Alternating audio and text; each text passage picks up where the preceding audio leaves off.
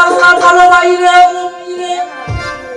আল্লাহ আল্লাহ বলো বাইরে, নবী করো সার, নবীজির কালিমা পড়ো হইয়া যাবে পার।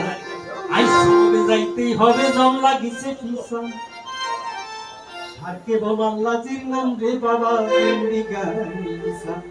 আমি বন্ধনা গাবো না, গাবো না রে মন, গাবো না করো দিন থাকিতে দেখে শুনে একজন সাধুর সঙ্গ ধরো। এই যে সাধু, সাধুর সঙ্গ ধরার কথা কইছে।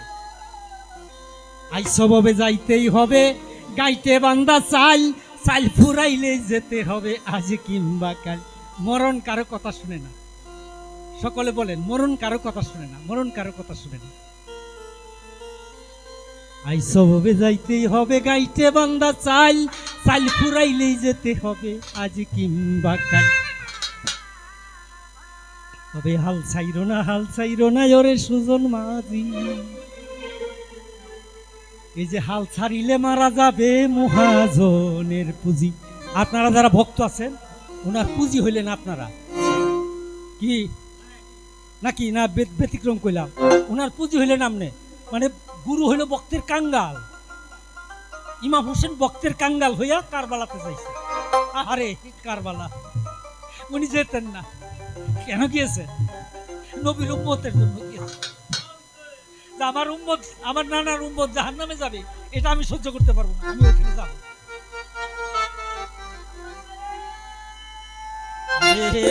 ভাবনা মন, কারো ভাবনা করো, দিন থাকিতে দেখে শুনে সাধুর সঙ্গ করো। এইভাবে আসিয়া রে ভাই কিসের করো খেলা, পিছের দিকে চাইয়া দেখ শামসুল ভাই ডুবে যাইছে বেলা। শুনো রে মমিনো বান্দা, শুনো দিয়া মন, কারবালার ঘটনা আমার হইয়াছে স্মরণ। কারবালার ঘটনা যে ভাই একদিয়ানে শুনে, 12 চাঁদের গুনাহ আল্লাহ মাফ করিয়া আনে। যেজনে গাহিবে আর যেজনে শুনিবে, 12 চাঁদের গুনারে আল্লাহ মাফ করিয়া দিবে। জহর খাইয়া হাসান মরল সোনার মদিনায়, সুখে দুঃখে ইমাম হোসেন তার মনে শান্তি নাই। আর তো এজিদে পাইছে করে নানা জ্বালাতন, এসাই হালেতে পাইল রে ভাই কুপারো লেখন। ইমাম হোসেন কারবালা কুপাতে যাওয়ার আগে মুসলিমকে পাঠিয়ে দিল। মুসলিম যখন রওনা হলো, মুসলিমের 2 ছেলে ইব্রাহিম মোহাম্মদ, তারাও বলল বাবা আমরা তোমার সাথে যাব। এখনো অনেক ছেলে মেয়ের চরিত্র আছে, বাবা যদি বাজারও যায়, ছেলে কয় আমিও যাই বাবা তোমার লোকে, কই যাবে এটা জানি না, কয় না যাই আমি তোমার লোকে। আছে না এরকম চরিত্র? এই চরিত্র এর আগে ছিল না কোনো মানুষের। কিন্তু মুসলিমের 2 পুত যখন এই মুসলিমের সাথে রওনা হইল, তখন মুসলিম ছেড়ে দিয়া যাইতে পারে না, এই 2 ছেলেকে নিয়ে কুপাতে গেল। কুপাতে যাওয়ার পরে তাকে সাদর আমন্ত্রণ দিয়ে সিংহাসনে বসাই দিল। এইটা ছিল তাদের নাটক। বসলো ভাই, বলল ভাই মুসলিম তুমি হুসেনের কাছে এইবার লেখো, তুমি হুসেনের কাছে লেখো, হুসেনকে কুপাতে আসতে বলো, আমরা তার কাছে বায়াত হব। আমার মুসলিমে লেখিল ভাইরে এমন বয়ান, কুপাতে আসিবেন ভাই কোনো সন্দেহ নাই, কারণ কুপাতে আসিবেন ভাই কোনো সন্দেহ নাই, এজিদের চক্রান্ত কিছু দেখিতে না পাই। তারপরে কি হইল কেহ না রে জানে, ইমাম হোসেন কুপায় যাই রে লইয়া সঙ্গী গণে। এই যে হুসেনের সাথী হইল 72 জন, 10 জন নারী তাতে করিছে গমন। 72 জন মাত্র। এখনই 84 জন তারা হইল রাহাদার, মদিনার লস্কর যত কান্দে যারে যার। সকলে বলিল হুসেন কুপাই যেও না, দিবানিশি বৈশা থাকো সোনার মদিনা। না মানিল কারো মানা আল্লাহর লেখন, কুপাতে হইল রুয়ানা লইয়া সঙ্গীগণ। আব্দুল্লাহ জিয়াদে বাইরে করিয়া মক্কর, পাঠাইয়াছিল একটি ধূত রাহাবর। তুমি ইমাম হুসেনকে কুপাতে না নিয়ে কারবালাতে নিয়ে যাবা।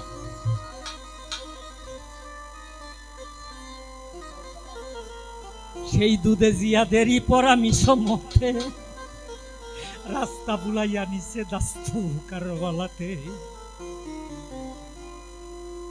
হুসেনে পছিল যদি দাস্তু কারবালায়,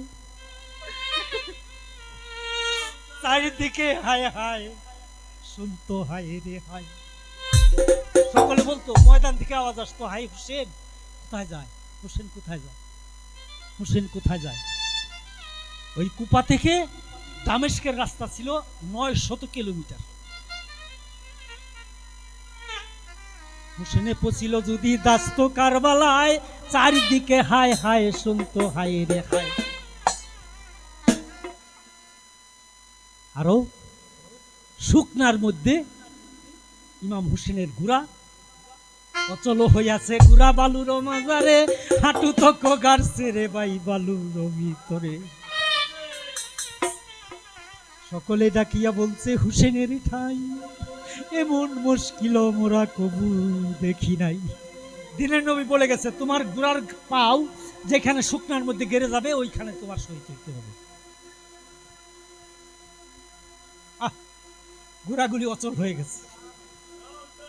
সকলে ডাকিয়া বলছে, হুসেনের ঠাই এমন মুশকিল মোরা কবু দেখি নাই। হুসেনে ডাকিয়া বলছে, শুনরে ভাই গন, আর ওর সামনে ভাই তোমরা না করবা গমন। বড়ই মুশকিলে রে ভাই পড়িলাম আসিয়া, ডেরা তাম্বু বান্ধ সবে এলাহি বাবিয়া। কেহ যাইয়া কাষ্ট আনো নিকটেই জঙ্গল, কেউ যাইয়া আনো রে ভাই ফুরাত নদীর জল। তখন হিসাব করিয়া হুসেন করিলেন ঠিক, মহরমের 4 দিন ছিল চাঁদের তারিখ।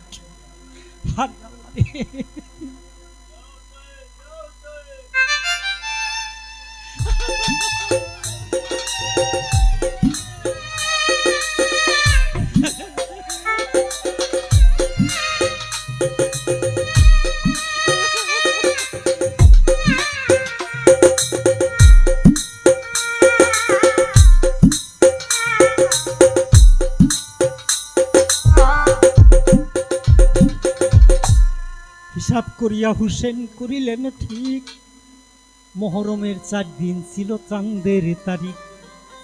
এই মহরমে হবে আমারও মরণ, আমার নবী নানা বলে গেছে এমনও বছর। ইয়ার পর্যন্ত যত পানির পিয়াসে, শহীদ হইয়া যাব ফুরাতের কাছে। সঙ্গের সাথীদেরকে বললো, তোমরা নিকটে জঙ্গল কাষ্ঠ আনো আর ফুরাত নদীর পানি আনো। হিসাব করে দেখলো আজকে মহরমের 4 তারিখ। কাষ্ঠ আরো পানি আনতে যারা গিয়াছিল, না আনিয়া কাষ্ঠ পানি ফিরিয়া আসিল। আসিয়া বলিল তারা, হুসেনের ঠাই এমনও মুশকিল মোরা কবু দেখি নাই। হুজুর, পানি আনতে গিয়েছিলাম। সকলে বলিল, হুসেন না জানো খবর, ফুরাত নদীর কূলে আছে 2 লক্ষ লস্কর।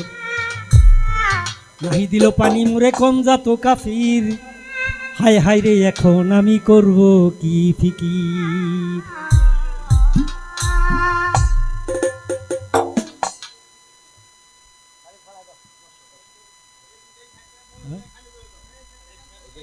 আমি তাহলে বিদায় নিলাম, ওনারা গাক।